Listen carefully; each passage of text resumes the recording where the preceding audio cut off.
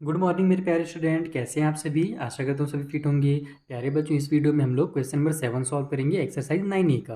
बाकी जो मैंने प्रीवियस वीडियोस बनाए हैं ना, या मैं जो आगे की वीडियोस बनाऊंगा उनका लिंक आपको नीचे डिस्क्रिप्शन बॉक्स में मिल जाएगा। चलिए स्टार्ट करते हैं। इसमें बोला जा रहा है कि in the given figure if angle X equal to angle Y.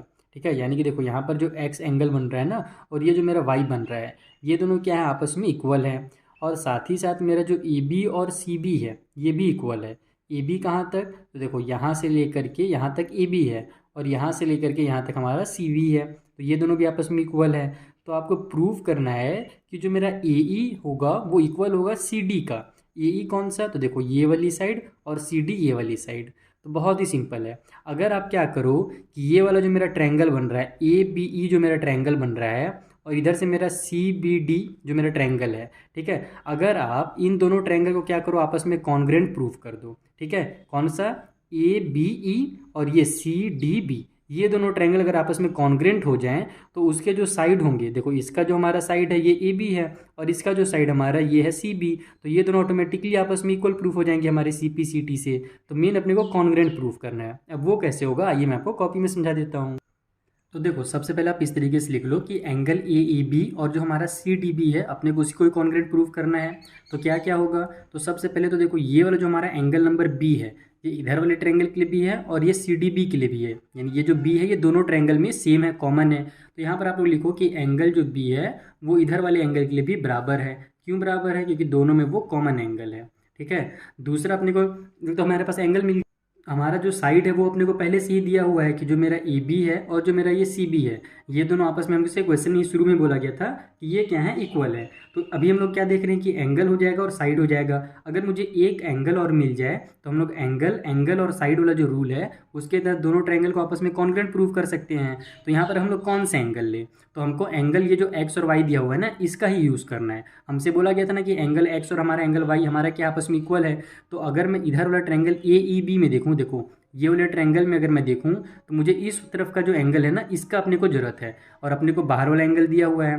तो अब ये एंगल मैं कैसे निकाल सकता हूं, तो इसको निकालने के लिए मैं क्या करूंगा, हम लोग क्या जानते हैं कि दोनों का जो सम होता है वो 180 होता है, लीनियर पेयर है क्योंकि। तो यहाँ पर आप लोग लिखोगे कि यहाँ हमारे पास जो ए ई बी है, एंगल ए ई बी जो है उसमें अगर मैं प्लस कर दूँ ये वाई को, तो यहाँ हमारा क्या हो जाएगा, 180 डिग्री आ जाएगा दोनों का सम, क्योंकि दोनों आपस में क्या है, लीनियर पेयर है। ठीक है, लीनियर पेयर। तो हमको तो ये y का मतलब है नहीं, यहाँ से हमको तो ए ई बी चाहिए। तो हमको अगर ए ई बी चाहिए तो y को तो ट्रांसफर करना पड़ेगा। तो एंगल ए ई बी की जो वैल्यू हो जाएगी वो हो जाएगी 180 डिग्री माइनस में y। उसी तरीके से अगर मैं इधर वाले ट्रायंगल का बात करूं, यानी कि मैं अगर सी डी बी में देखूं तो मुझे x दिया हुआ है बाहर का, लेकिन एंगल है अपने को तो अंदर का एंगल चाहिए ना। हम लोग अंदर के एंगल्स को इक्वल प्रूव करते हैं, ये तो बाहर में है हमारा सी डी बी के। तो हम लोग यहाँ पर भी सेम वही काम करेंगे। यानी जब इस तरीके से आप करोगे, लीनियर पेयर बना करके निकालोगे, तो यहाँ पर आप लोग डायरेक्ट लिखो ऑल्सो। उसी तरीके से हमारा जो ये वाला एंगल निकलेगा सी डी बी, जो निकलेगा एंगल सी डी बी, वो हमारा 180 डिग्री माइनस में एक्स हो जाएगा। सेम इसी तरीके से वहाँ भी लीनियर इक्वेशन बनेगा हमारा, लीनियर पेयर। तो फिर हम लोग एक्स को ट्रांसफर करेंगे तो 180 माइनस एक्स हो जाएगा।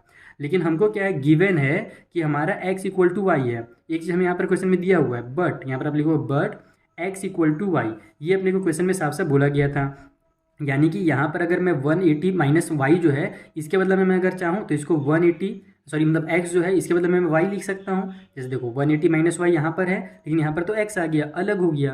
लेकिन क्वेश्चन में बोला गया था x और y इक्वल है, तो मैं x के बदले में भी y लिख सकता हूँ। तो यहाँ पर अगर आप देखोगे कि जो मेरा ए ई बी है वो भी 180 माइनस वाई है, और जो मेरा सी डी बी है वो भी 180 माइनस वाई है। दोनों की जो वैल्यू है वो क्या है, यहाँ पर सेम है। यानी कि ये दोनों भी क्या होंगे, आपस में इक्वल होंगे। सो इसलिए मेरा जो एंगल ए ई बी होगा वो इक्वल हो जाएगा हमारे एंगल सी डी बी के।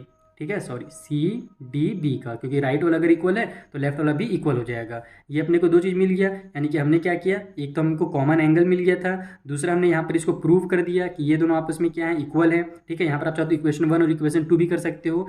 ये हमारा पहला वाला लाइन हमको मिला था, ये हमें दूसरी चीज़ मिली थी। और अब तीसरा हमको क्या है, तो क्वेश्चन ही बोला गया था कि ए बी और सी बी जो आपस में इक्वल है। यहाँ पर आप लोग लिखो A B is equal to C B, और ये चीज़ अपने को तो क्वेश्चन में गिवन था। ठीक है, तो देखो यहाँ पर हमारा एंगल एंगल और साइड वाले रूल से क्या होता है, ये दोनों ट्रायंगल आपस में कॉन्ग्रेंट प्रूफ हो जाते हैं। तो यहाँ पर आप लोग लिखोगे हैंस हमारा जो ट्रायंगल ए ई बी है वो यहाँ पर कॉन्ग्रुएंट प्रूफ होता है हमारे ट्रायंगल सी डी बी के। कौन से रूल से? तो एंगल एंगल और साइड वाले रूल से ये कॉन्ग्रुएंट प्रूफ हुआ है। तो अब हमारा कॉन्ग्रुएंट हमने क्यों प्रूफ किया था? ताकि हम बता सकें कि हमारे जो बचे हुए जो साइड्स हैं, देखो हम लोग क्या जानते हैं कि अगर हमारे पूरे के पूरे साइड आपस में क्या है, कॉन्ग्रुएंट हो गए अगर दो ट्रायंगल, तो उसके जो करस्पॉन्डिंग पार्ट होंगे वो भी आपस में इक्वल होंगे, चाहे वो एंगल रहे हमारा चाहे वो साइड रहे। तो यहाँ पर हम लोग बताएंगे कि अब ये दोनों चूंकि कॉन्ग्रुएंट हो गए हैं, इसीलिए जो मेरा ए ई होगा वो क्या हो जाएगा, इक्वल हो जाएगा हमारे सी डी का। और यही तो अपने को प्रूव करना था। और ये कैसे इक्वल हुआ? तो ये हमारा करस्पॉन्डिंग पार्ट वाला रूल से CP/CT से हो गया। तो बस इस तरीके से आपको इस क्वेश्चन को सॉल्व करना था। आई होप आपको बहुत अच्छे समझ में आ गया होगा। अगर अभी भी कुछ डाउट हो तो आप मुझसे इंस्टाग्राम या टेलीग्राम के थ्रू पूछ सकते हो। उनका लिंक मैं आपको नीचे डिस्क्रिप्शन बॉक्स में दे दूंगा। Thank you for watching.